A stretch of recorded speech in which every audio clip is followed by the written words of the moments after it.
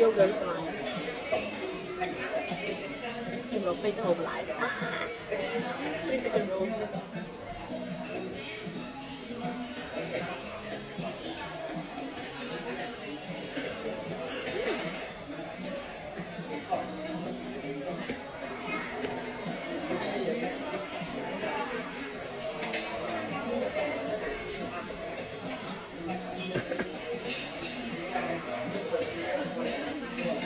salad dressing ngon.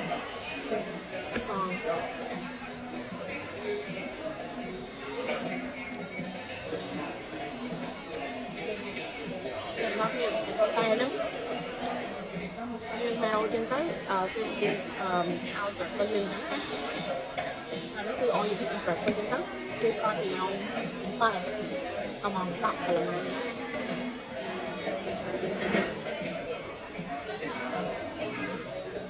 Yung nga sa police station.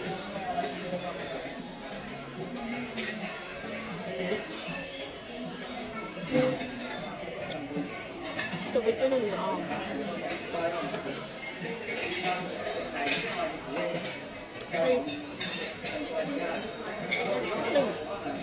Nên là nhắm tới bây mình phải chịu đây cho người ta đón sạch mai nữa và đàn của sư phó là ngay đấy sau đó những cái con nơi ăn biết đánh thì đang sẽ dùng vua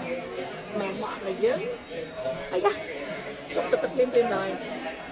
anh mà sao lại vậy tới nhắm ấy tôi chịu liên tục họ cầu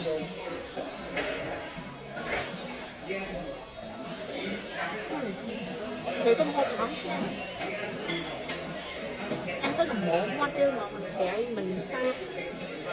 ok em hỏi năm ba nữa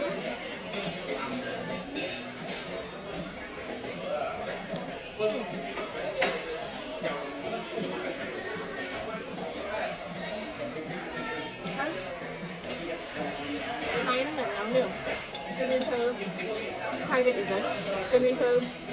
nhìn to như vậy là bảy nhưng may chưa